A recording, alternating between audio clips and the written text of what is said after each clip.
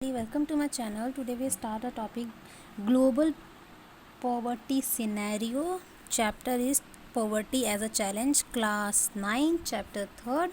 So इसके पहले दो वीडियोस आ चुकी हैं, ये है video 3rd. So let's begin with this chapter. The proportion of the people in developing country living in extreme economic poverty, defined by the World Bank as living on less than $1 per day, has fallen from 28% in 1990 to 21% in 2001. सो ये पुरानी book है NCERT की, तो इसका जो data है वो भी पुराना है, तो you can consider the data from the new NCERTs. ठीक है, तो जो प्रपोर्शन है अपनी डेवलपिंग कंट्री का, वर्ल्ड बैंक ने एक रिपोर्ट जारी करी थी जिसमें बताया था कि जो 1990 में 28% ऐसे लोग थे जो कि $1 से कम कमा रहे थे, और 2001 में वो पॉवर्टी कम हुई और 21% ऐसे लोग हो गए. Although there has been a substantial reduction in global poverty, it is marked with great regional difference. तो ओवरऑल देखा जाए तो जो हमारी ग्लोबल पॉवर्टी है वो तो कम हुई है, और जिसको हम एक कहते हैं ग्रेट रीजनल डिफरेंस के रूप में मार्क किया जाता है. Poverty declined substantially in China, Southeast Asian countries as a result of rapid economic growth and massive investment in human resource development. तो जो पॉवर्टी डिक्रीज़ हुई है चाइना में, साउथ ईस्ट एशिया में, वो किस वजह से हुई है? एक तो इकोनॉमिक ग्रो हो गई और एक मैसिव इन्वेस्टमेंट किया ह्यूमन रिसोर्स डेवलपमेंट में. Number of poor in China has come down from 606 million in 1981 and 212 million in 2001. ये डेटा है, ये आप देख लेना. In the countries of South Asia जैसे कि India, Pakistan, Sri Lanka, Nepal, Bangladesh, Bhutan, the decline has not been as rapid. तो यह जो साउथ ईस्ट एशिया कंट्रीज़ हैं वहाँ पे जो पॉवर्टी का डिक्लाइन वो इतना फास्ट नहीं होता कि एकदम से पॉवर्टी गिर गई हो. Despite decline in the percentage of poors, the number of has decline marginally from 475 million to 428. तो इतना रैपिड नहीं डिक्लाइन हुआ था, बट हाँ धीरे धीरे डिक्लाइन हो रहा था. Because of different poverty line definition, poverty in India is also shown higher than the national estimate. तो जो पॉवर्टी होती है इंडिया की वो कहते हैं कि हायर देखी जाती है एक नेशनल एस्टिमेट्स के उससे देखी जाए तो.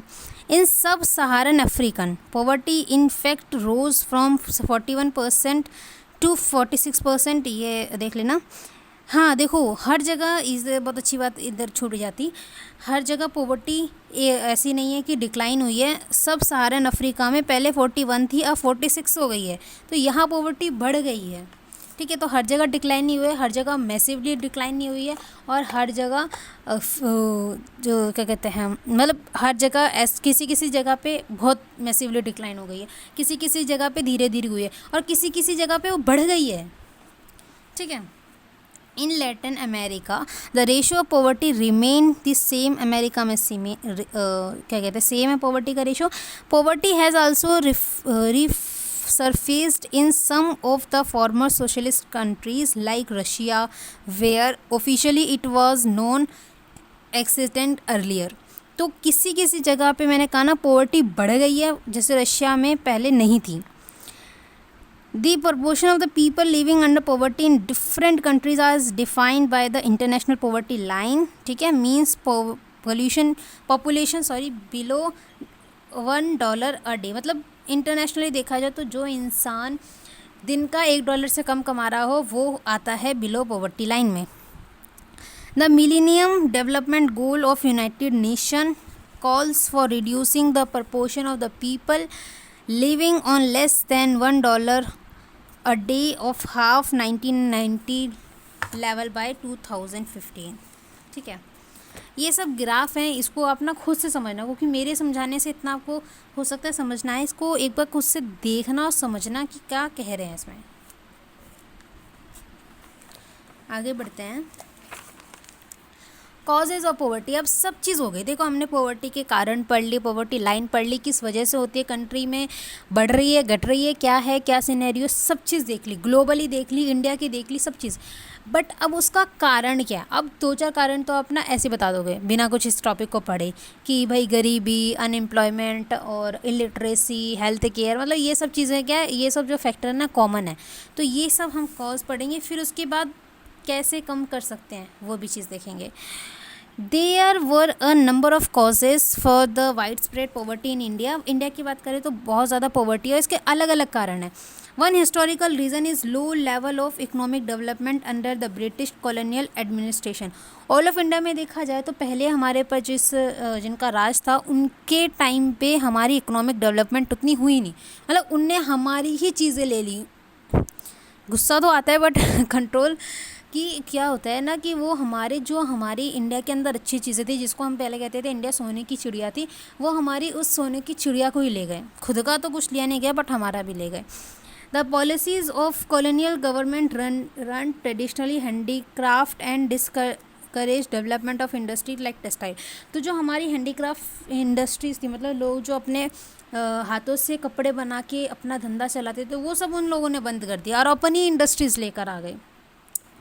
The low rate of growth persisted until 1980s, तब तक ये रही, ये लो रेट अपनी ग्रोथ की, इकोनॉमी की ग्रोथ की। This result in less job opportunity and low growth rate in incomes. और इसकी वजह से हमारे पास जो अपॉर्चुनिटी थी जॉब की वो भी कम रही, और जिसकी वजह से अब जाहिर सी बात है जब जॉब ही इतनी कम होंगी तो इनकम कहाँ से आएगी।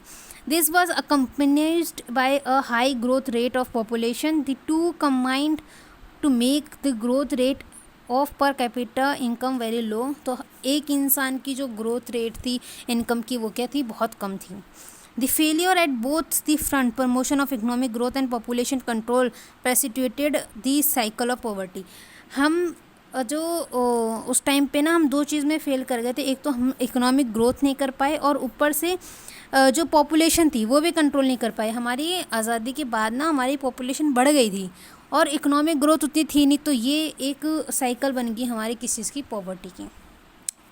With the spread of irrigation and green revolution many job opportunities was created in agriculture sector. तो इनकी वजह से क्या हुआ कि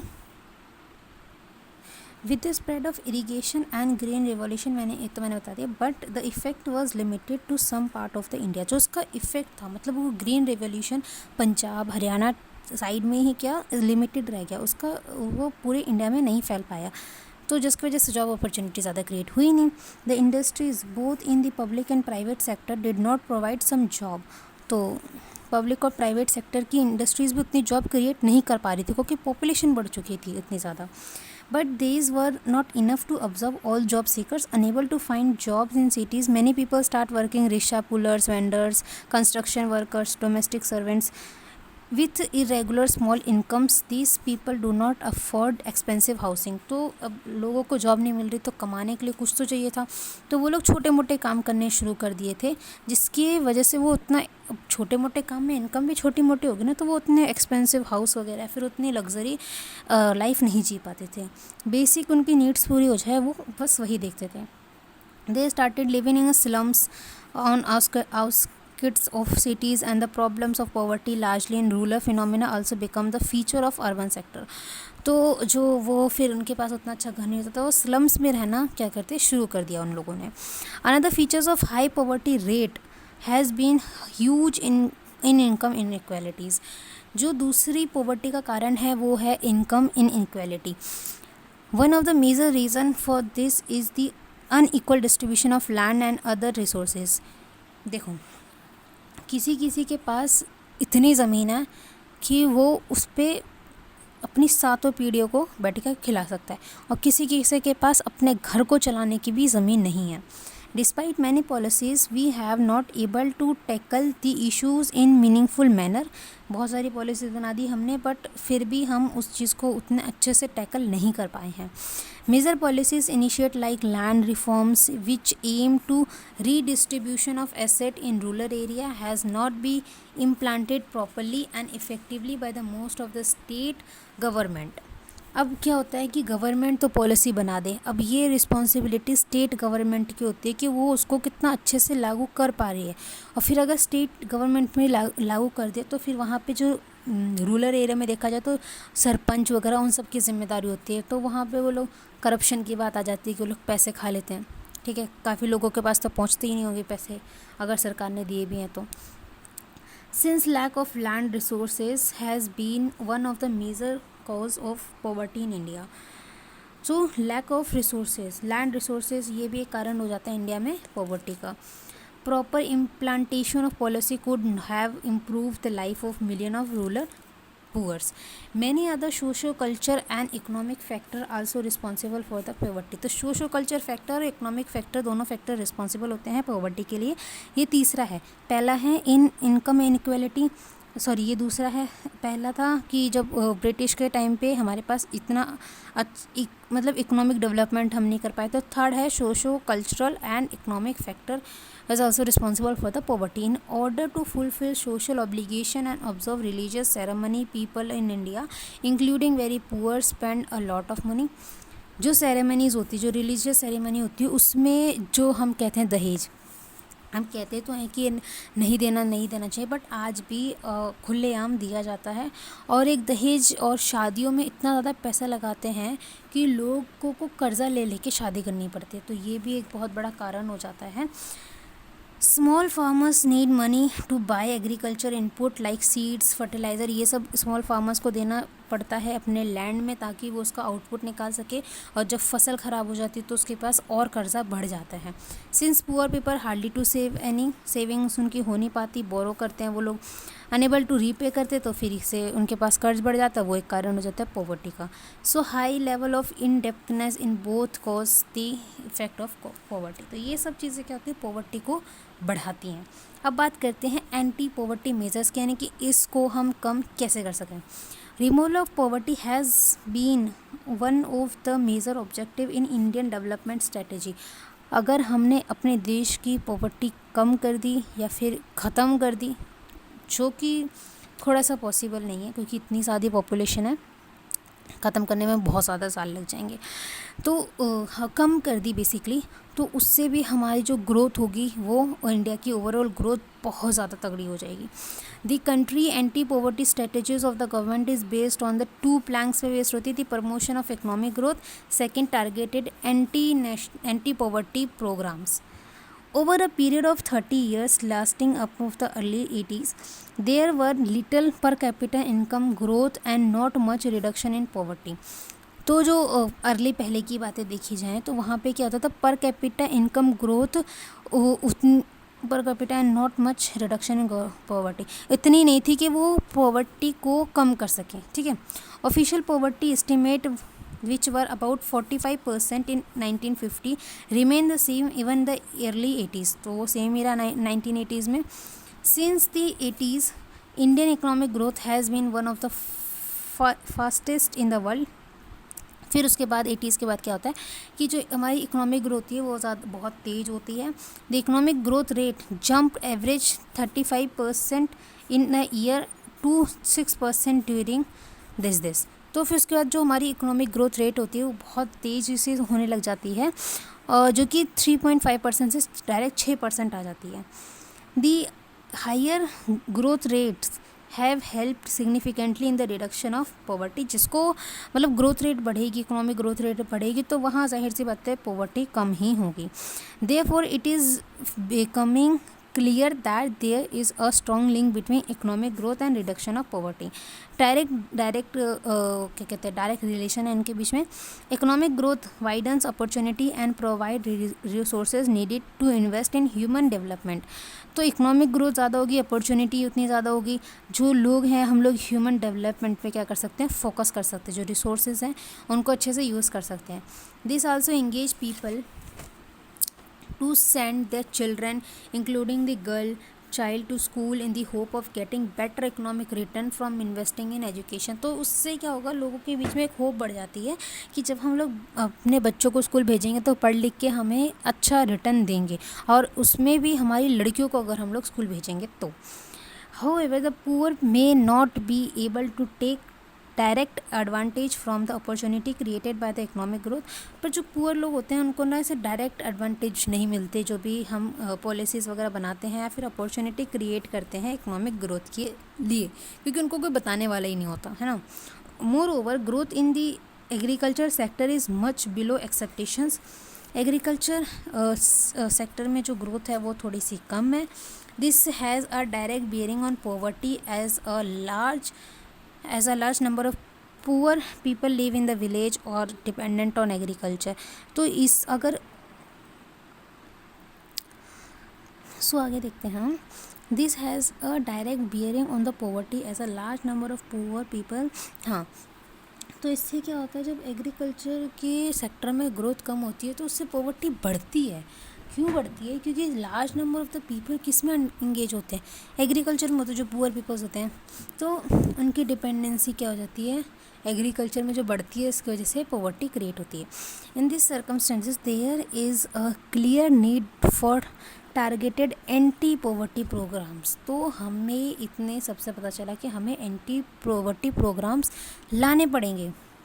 Although there are so many schemes which are formulated to affect poverty directly or indirectly, some of them are worth mention. National rural employment guarantee act, MNREGA, जो आप जानते हो, नहीं नरेगा 2005 में आया था, जो कि सितंबर में पास किया गया था। एक्ट में कहा गया था कि 100 दिन के अंदर अश्योर किया जाएगा एम्प्लॉयमेंट को every year to every rural household in 200 district. ये था, मतलब उसका इनिशिएटिव था कि 100 दिन के अंदर आपको एम्प्लॉयमेंट दिया जाएगा, ठीक है। Later the scheme will extended to 600 district. पहले 200 डिस्ट्रिक्ट के अंदर था, फिर 600 डिस्ट्रिक्ट के अंदर बढ़ गया। 1/3 of the propose job would be reserve for the women. उसमें से 1/3 हिस्सा जो था वुमेन के लिए रिजर्व था। The central government will also establish national employment guarantee funds, उन्होंने एस्टेब्लिश किए थे। सिमिलरली स्टेट गवर्नमेंट ने अपना स्टेट का निकाल दिया, state employment guarantee fund for the implementation, scheme को इम्प्लीमेंट करने के लिए। Under the programme if an applicant is not provided employment within 15 days he और she will entitle to daily unemployment allowances. तो इसमें क्या होता है कि 100 दिन के अंदर आपको एम्प्लॉयमेंट दिया जाएगा, कोई भी ऐसा काम दिया जाएगा जिससे आपको इनकम मिले, और 15 दिन के अंदर आपको नहीं मिलती है तो आप इन फंड के लिए अप्लाई कर सकते हो। Another important scheme is national food for work programme NFWP, which launch 2004 में हुई थी। 150 most backward district of the countries के लिए। The program is open to all rural poor who are needed to wage employment and desire to a manual unskilled work। तो इसमें आपको unskilled work दिया जाएगा। It is implemented as 100% central sponsor scheme. Food grains are provided free of cost to the state। तो ये central की तरफ से स्कीम थी, मतलब कि केंद्र सरकार की स्कीम थी। इसमें स्टेट गवर्नमेंट का कोई रोल नहीं था। तो जो वो थी सेंट्रल गवर्नमेंट, वो क्या करेगी, फ्री ऑफ कॉस्ट खाना देगी। One of the NREGA is in force. The NFWP is subsumed within the program. खैर, प्राइम मिनिस्टर रोजगार योजना, ये भी एक अनदर स्कीम है जो कि लॉन्च की थी 1993 में। एम था self government opportunity for the educated unemployment youth in the rural और स्मॉल टाउन्स। इस प्रोग्राम का क्या एम था कि हम self improvement opportunity for the educated unemployed youth, मतलब कि जो लोग पढ़े लिखे हैं बट उनके पास कोई जॉब नहीं है, उनके लिए था। पहले बात तो ये जो रूरल एरिया थे और जो स्मॉल टाउन्स थे, उनके अंदर ऐसे लोग जो पढ़े लिखे हैं बट उनके पास कोई जॉब नहीं है, वो सेल्फ एम्प्लॉयमेंट अपॉर्चुनिटी क्रिएट करना चाह रहे थे इस प्रोग्राम के अंदर। They are help in setting up small businesses और इंडस्ट्री, मतलब स्मॉल बिजनेस और इंडस्ट्री, मतलब आप खुद का रोजगार खुद ही बन रहे हो। इसमें आप पढ़े लिखे तो हो इतना, तो आपका काम जो है वो चला सको। तो बस वही था कि आपके लिए कोई इंडस्ट्री खुलवा दी जाए, छोटे छोटे इंडस्ट्रीज़ में काम दिलवा दिया जाए, फिर छोटे मोटे बिजनेस खुलवा दिया जाए। रूरल एम्प्लॉयमेंट जनरेशन प्रोग्राम 1995 में एम था to create self employment opportunity in rural small town, ये तो है ही। A target for creating 25 lakh new job has been set up for the program under the 10th 5 year of plan. जो 5 साल का plan आता है ना, उसमें से जो 10वां 5 साल का प्लान था उसमें 25 लाख नई जॉब क्रिएट करना इसमें एक था. स्वर्ण जयंती ग्राम स्वरोजगार योजना 1919 में लॉन्च हुई थी. प्रोग्राम एम था bringing the assist poor family over the poverty line, organise them into self-help group through a mix of bank credit and government subsidies. तो जो लोग पुअर फैमिली से बिलोंग करते थे, जो कि पॉवर्टी लाइन के अबव आ सकते थे, उनको हेल्प करना एक तरीके से बैंक में क्रेडिट लोन वगैरह लेके, या फिर जो गवर्नमेंट सब्सिडीज़ होती हैं उनको बताना कि ये आई है, आप इसमें अप्लाई कर सकते हो. मंत्री ग्राम योद्धा योजना 2000 में लॉन्च हुई थी. Additional central assistant to give state for basic service of primary health की, मतलब कि स्टेट को इतना फंड देना कि वो बेसिक प्राइमरी हेल्थ को सर्विस को प्रोवाइड करवा सके, एजुकेशन प्रोवाइड करा सके, लोगों को घर दे सके, साफ़ पानी दे सके और लाइट की सुविधा करवा सके. अनदर स्कीम थी एंटी योद्धा अन्न योजना, विच हम अगले चैप्टर में पढ़ेंगे. The result of this program has been mixed result आए थे. One of the major reason for the less effective is lack of proper implementation. अब इतना सब कुछ आपने स्कीम निकाल दी है, बट इसका इम्प्लीमेंटेशन ज़रूरी है. वो तभी हो सकता है जब ये करप्शन नाम की बीमारी हमारे सिस्टम से हट जाए. Moreover there has been a lot of overlapping scheme. यहाँ पे बहुत ज़्यादा ओवरलैपिंग स्कीम थी, जैसे कि ये है 25 लाख जॉब वाली जो थी, ये यानी कि REGP और PMRY, ये तो लगभग सेम ही है, बस लास्ट में इतना है कि 25 लाख जॉब आपको क्रिएट करनी है. तो काफ़ी सारी ओवरलैपिंग स्कीम्स थी. और not fully reach to deserving poor people. Therefore the major emphasis in recent year is on proper monitoring of all poverty alleviation programmes. तो अब जो स्कीम्स आ रही हैं वो उनको ध्यान में रखते कि ये सब चीज़ें ना हो, ऐसे बनाएंगे. चैलेंज अहेड, काफ़ी बड़ा चैप्टर है वैसे ये. चैलेंज क्या थे? Poverty has certainly defined in India, but despite the progress poverty reduction remain India's most complaining challenge. अलग बात है कि पॉवर्टी अपने इंडिया में डिक्लाइन हुई है, कम हुई है, बट फिर भी पॉवर्टी को डील करना अभी भी एक बहुत बड़ा चैलेंज बन रखा है. Wide disparity in poverty are visible between rural और अर्बन एरिया में. आप साफ साफ आँखों से, अपनी इन आँखों से देख सकते हैं गरीबी को. एंड अमॉन्ग डिफरेंट स्टेट्स के अंदर भी certain social and economic groups are most vulnerable to poverty. कुछ ऐसे सोशल और इकोनॉमिक ग्रुप्स हैं जिनको जो बहुत ज़्यादा पॉवर्टी में हैं. Poverty reduction is accepted to make better progress in the next 10 और 15 years. This would be possible mainly due to the higher economic growth होनी चाहिए. पॉवर्टी को सही मायने में ख़त्म करने के लिए हमारे पास एक हायर इकोनॉमिक ग्रोथ होनी चाहिए. इंक्रीज स्ट्रेस और universal free fundament elementary education होनी चाहिए. पॉपुलेशन ग्रोथ में डिक्लाइन होना चाहिए. Increasing empowerment of the women and economical weaker section of the society.